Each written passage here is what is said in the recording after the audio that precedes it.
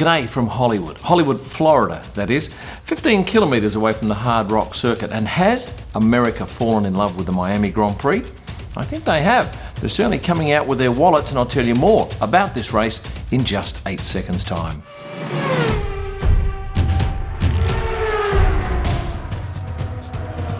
This race is unlike anything I've been to.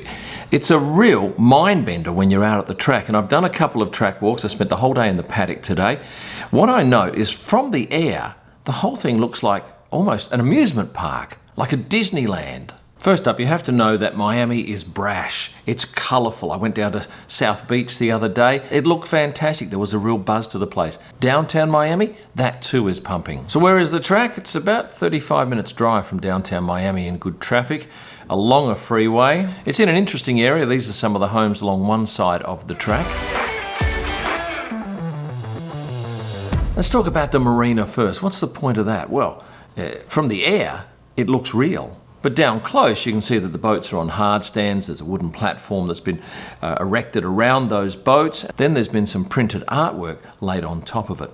But certainly from the air, it looks amazing. And the purpose of it? Well, they've got boat manufacturers to come in, display their boats, pay a healthy fee in the hope of selling some of them. Now, this is not a cheap race to go to. Tickets, 4 figures, 5 figures, some even 6 figures, but that gets you quite a bit. And to give you an idea, they have this beach club at turn 12, which is amazing. And I spent some time up there the other day, and I can tell you that these cabanas go for between 60 and 100,000 US dollars. Plus, there's a couple of taxes on top of that. See those day beds by the pool? You can rent one of those for $10,000 minimum spend. That's a lot of drink and food that you've got to get through to justify that particular space. The pools, are they real? They are. They're about 6 foot deep. There are 2 of them with beautiful Hard Rock logos on the bottom. They've done a beach out the front there with deck chairs, umbrellas. You can sit and watch, although from that level you're not going to see too much. And how many people are they going to fit into that facility? 1,000. That's the maximum they can have in that facility. They've got the likes of Tiesto and Chainsmokers playing on quali day and race day. Now, for 1,000 people, you think, how does that work? Well, the concerts will be broadcast all around the circuit. But let's go inside the actual football stadium. They've got a mini stadium inside the football stadium.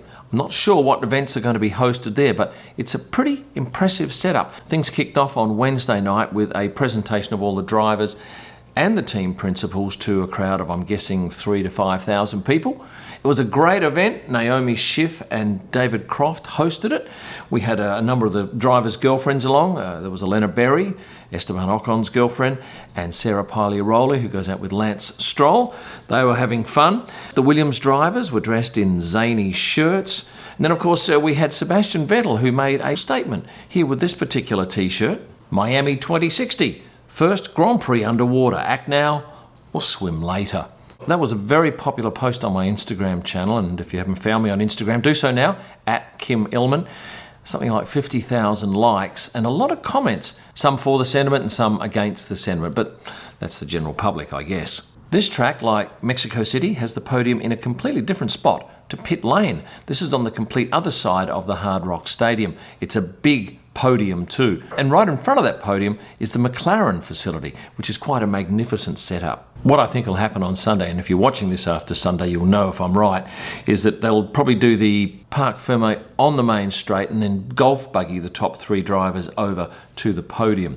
I don't know how the teams are going to get over there because it's probably 200 metres to get from the pit lane over to the podium. I'm expecting to see quite a number of stars come Sunday, and I'm talking big names, ex-presidents. The likes of Michael Jordan, and you might have read already that Pierre Gasly ended up having dinner with Michael the other night, and certainly a number of the drivers caught up with Pierre and just asked him, what's going on? How come you get this A-grade glamour seat at the table with Michael Jordan? Today we had James Corden, who was a guest of McLaren, a quick pick with Lando Norris here, and I'm surprised at some of the negative comments about James Corden. I don't know what he's done, but some people just don't like the man. I find him to be hilarious. Some people are getting up in arms about the fact that, it's not right, you're charging too much money and you're pitching it at the high end. But I see this event as being completely different to most F1 races. To me, it's a bit like a nightclub in Vegas where people are pretty much going along there to be seen as opposed to going to see the racing. Now, you never know that some of those people may in fact be turned on to Formula One and become real fans, but I'd suggest a lot of them coming on the weekend will have no idea what the sport's about. Let's talk about what I saw fashion-wise at the track today, and I think Daniel Ricciardo's outfit certainly had heads turning. Apparently this is a Burberry top with corduroy trousers. And on the subject of Daniel, he had with him his 2 agents from Creative Artists, along with his publicist, who I've not met before. This is Lindsay Ludwig. Pierre Gasly came in khaki, very casual. George Russell in white pants, no socks and a white shirt, looking like he just stepped off one of those boats that moored up in the marina. Alex Albon, have a look at his hair. He's re-dyed it. He's amped up the colour. Of course, you may remember that going back a few weeks ago in Thailand, he had it done. Well, I asked Alex whether he had it redone, and he did confirm that was the case. In fact, I caught him coming out of the driver's car park, which is right next to the pit straight. You couldn't be any closer to the pit straight. Lando Norris was wearing this hoodie from the front, minimal text, but on the back, quite a lot. And did he need to wear a hoodie? No, it was bloody hot. It was about 80 degrees Fahrenheit at the time he came in and got up to probably 90 plus, especially in the full sun. Here's Lando Norris's helmet. It looks fantastic. It looks like a basketball, but trust me, there is no bubbles on it. It's completely flat, and they couldn't do that for airflow anyway. And of course, Lando is now big time into golf, and I did notice that on his wood covers, they are customised with his car with a number 4 on the front. A lot of the teams and drivers have been out and about doing all sorts of activations for sponsors and the like, and I can tell you Pierre Gasly was doing his fair share last night at a function where they were raising money to conquer cancer, and he was signing helmets which were being auctioned off and raised quite a bit of money for that cause. I wonder what these two were talking about today. This is Christian Horner, Red Bull's team principal, having a chat with Greg Maffei, who runs Liberty Media. He's the successor to Chase Carey. Maybe they were talking about Drive to Survive, which got confirmed for another season, season 5, which they're already filming. Plus, another one next year, season 6. I did a watch-along video on the episodes 1 to 3 of Drive to Survive. If you haven't seen that, you'll find a link in the description below.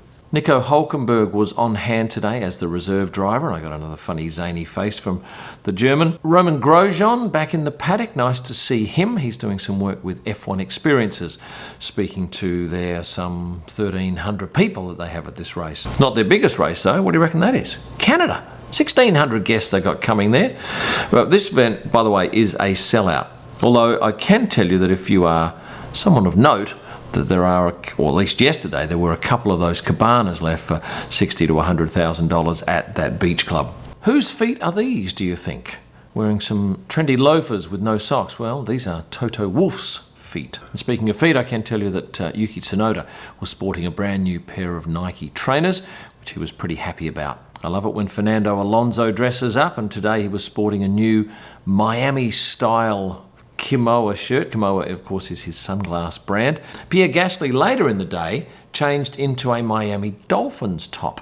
He actually did some training at their gym going back some months ago now, and he was wearing the number 10 jersey, as you can see here. I should say thank you too to quite a number of people who came up to me today and said they followed me on my YouTube channel. So if you were one of those people, thank you very much for your support, and if you haven't already joined as a member, I'm going to urge you to do so. You get a number of my raw images, which you can then edit if you've got a program like Lightroom or Photoshop. Plus, there's a whole other things available to you as members. If you've liked this video, please hit the like button and subscribe. I shoot about 20,000 images a race, but I only keep about 1,400. But I post all those images to prostarpics.com, and they're available for download for editorial or personal use. You can get a whole host of merchandise, F1 photo books, and wall art at kimillman.com. And for my best images live from the track and all during the week, you know where to go, Instagram at Kim Illman. Thanks for watching, and stay passionate.